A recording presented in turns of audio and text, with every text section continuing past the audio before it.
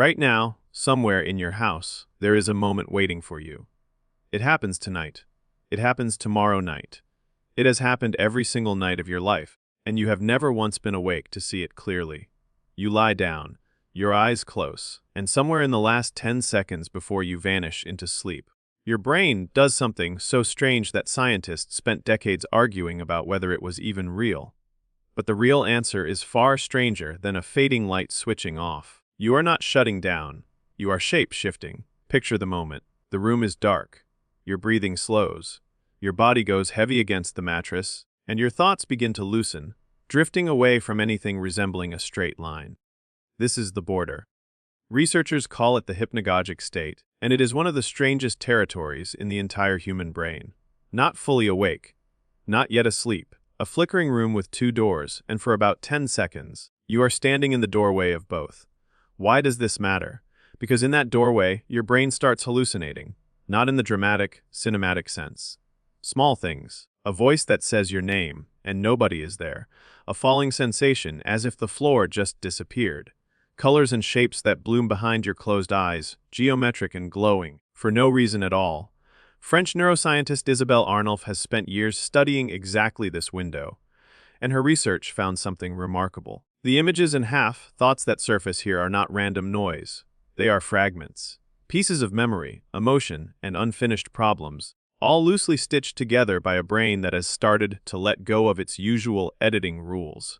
Think about the last time you almost solved a problem right before falling asleep. Maybe an idea clicked. Maybe a solution to something you had been stuck on all day just appeared, unannounced, like it had been waiting in the wings. That was not a coincidence. Arnolf's team ran an experiment that sounds almost like folklore. The participants worked on a tricky number puzzle. Then they were sent to nap, but woken up the moment they entered this exact 10-second threshold. The people who touched that hypnagogic window were nearly 3 times more likely to solve the puzzle afterward than those who stayed fully awake. Something about that liminal state loosens the grip of logical, linear thinking.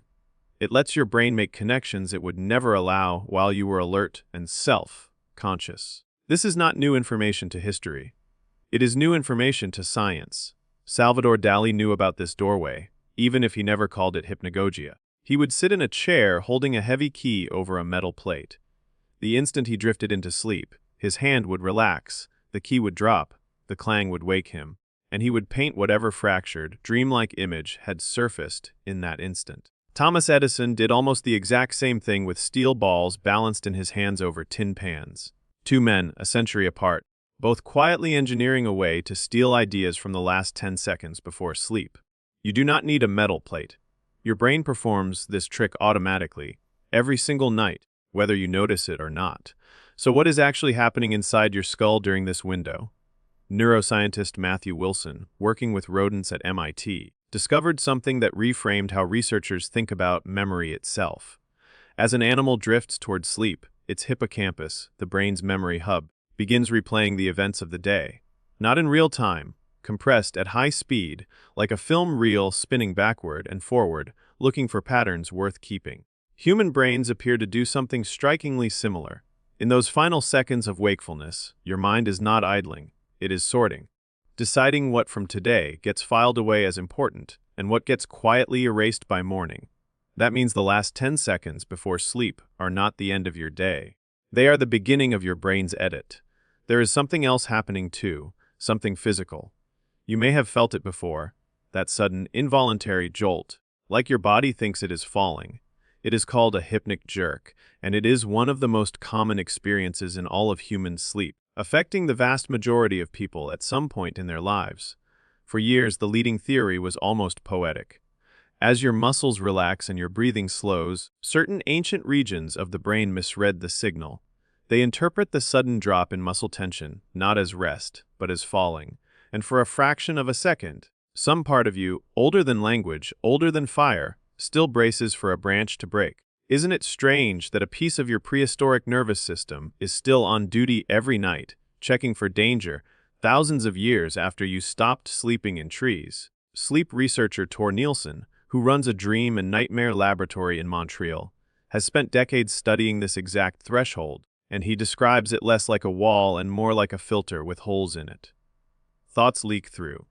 Fragments of the outside world blend with fragments of memory. A sound in another room might get woven directly into whatever your mind is already constructing, transformed instantly into part of an unfolding scene. This is why a ringing phone can turn, mid-dream, into a fire alarm, a phone call from someone long gone, or a bell in a story you were never consciously telling yourself. Your brain, in other words, refuses to stop working. It just changes its methods. Consider what your senses are actually doing during this window. Your hearing is the last sense to fully step aside. Long after your eyes have gone dark and your muscles have gone slack, your ears are still on watch, still listening, still passing information deeper into the brain. This is not an accident. For most of human history, the 10 seconds before sleep were the most dangerous 10 seconds of the day. A predator does not wait for you to be fully alert. A predator waits for exactly this moment, when your guard has started to drop, but your body has not yet gone fully limp. So your auditory system lingers at the door a little longer than the rest of you, standing guard, even as everything else lets go. That is also why an unfamiliar sound in an unfamiliar room can jolt you back from the very edge of sleep. Your ears never really clocked out. They were simply waiting to see if the sound mattered. Meanwhile, deep inside your skull, something even more delicate is happening. As you cross from wakefulness into the first stage of sleep, your brainwaves begin to change shape. Fast, busy alpha waves, the kind associated with a relaxed but awake mind, start to slow and stretch. In their place, theta waves begin to appear, the same slower rhythm associated with daydreaming, meditation, and, according to some researchers, moments of sudden insight. This is not a small technical detail. It is the electrical signature of exactly the shift that Arnulf's puzzle experiment captured. Your brain is not simply powering down. It is retuning itself to a frequency that favors loose, associative thought over tight, goal-directed thought. Have you ever noticed that this state feels different depending on how your day went? A stressful day tends to produce a noisier hypnagogic window. Fragments arrive faster, feel sharper, sometimes even anxious. A calmer day tends to produce something gentler, softer images that drift rather than intrude. Some sleep researchers believe this is because the emotional charge of the day gets processed here too, alongside memory.